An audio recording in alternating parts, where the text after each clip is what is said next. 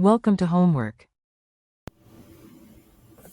This problem gives us a situation where we have equal masses of water and ethanol mixed. It also gives us some vapor pressures which we will use later. Part A asks us to find the mole fraction of ethanol in the solution.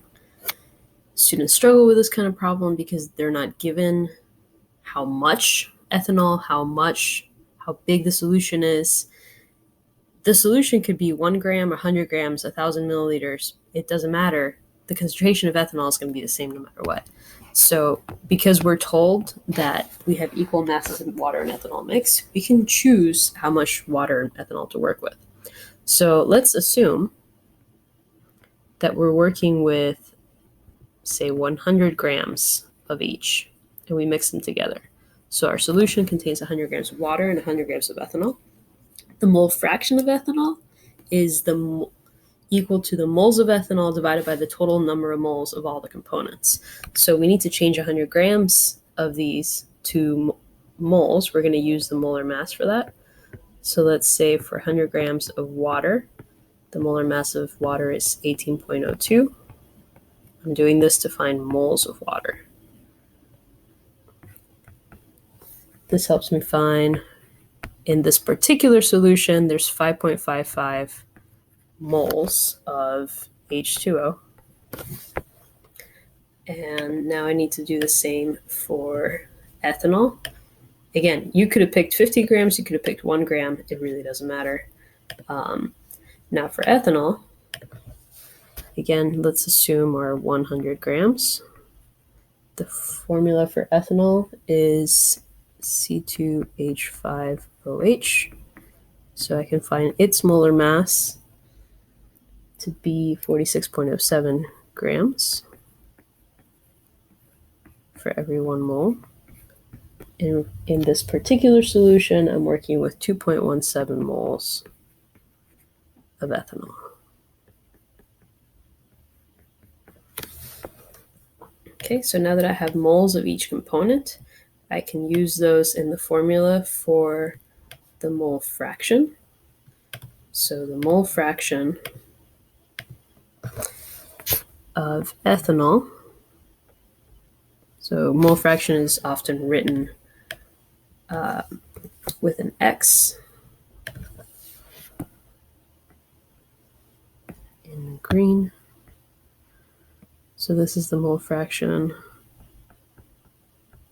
of ethanol. And that's equal to the moles of ethanol, 2.17 moles, divided by the total number of moles, so that's the moles of ethanol, plus the moles of water.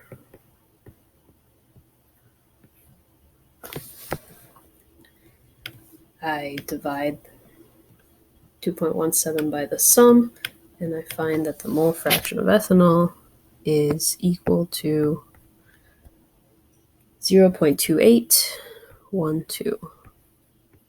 You should get a fraction, you should get a decimal that's less than 1, and this is a unitless number because fractions are unitless.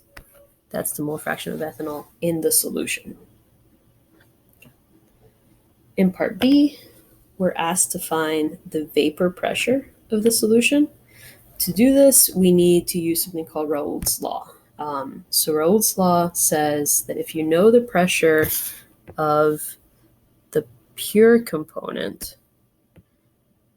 if you know the vapor pressure of a sample when it's pure, you can multiply it times the mole fraction of that component to get the partial pressure of that component.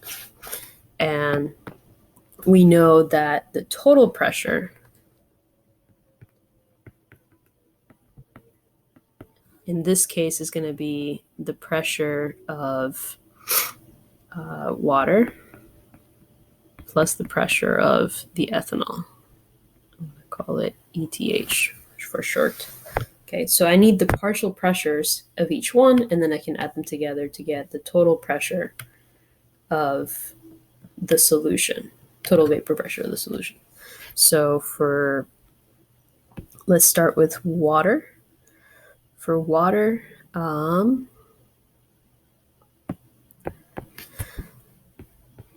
the vapor pressure of water is going to be equal to the mole fraction of water, which I have not found yet. I found that the mole fraction of ethanol earlier was 0.2812. So the mole fraction of water is going to be 1 minus 0.2812, and that's equal to 0.71, what is that, 88? Yeah, so that's the mole fraction of water multiplied by the vapor pressure of pure water. That's given to me as 175 torr at this particular temperature. So I find that the partial pressure of water is going to be 125.8 torr.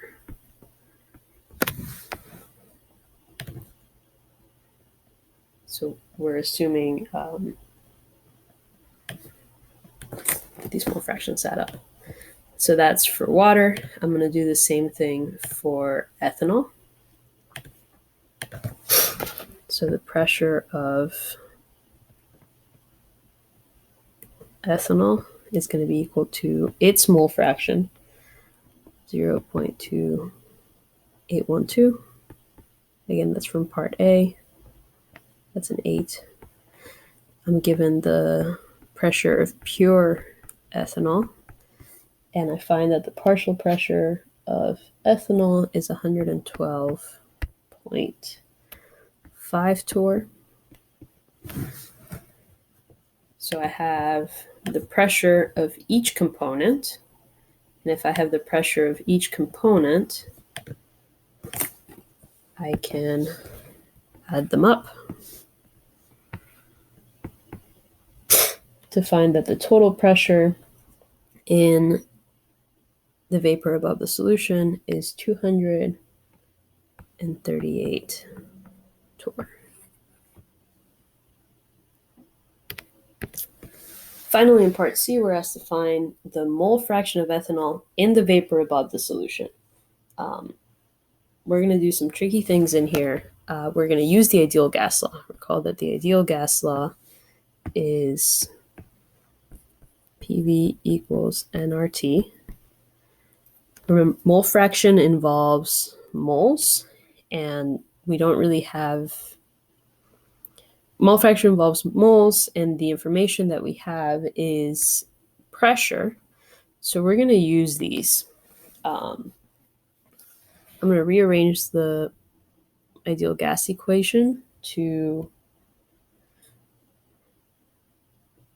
N over P is equal to V over RT. Why did I do that? For both gases, they are at the same temperature, at the same volume, because the total volume of the gases is the same, it's the same sample, and R is equal for both. So if these three variables are equal for both gases, then I can set the ratio of moles of gas over pressure of gas equal for both gases. So I can write that the number of moles of the ethanol over the pressure of the ethanol is equal to the number of moles of water over the pressure of water. How does that help me? Well, essentially what I find is that the ratio of moles of ethanol over moles of water is equal to the ratio of their pressures. The pressure of ethanol over the pressure of water. Okay. And thus what I'm allowed to do is essentially use the pressures in calculating the mole fraction. So I'm going to write the mole fraction, that's the number of moles of ethanol over the number of moles of ethanol plus the number of moles of water. Okay, and let's expand on this a little bit.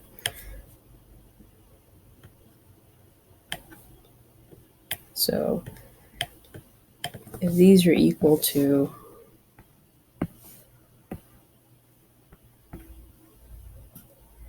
112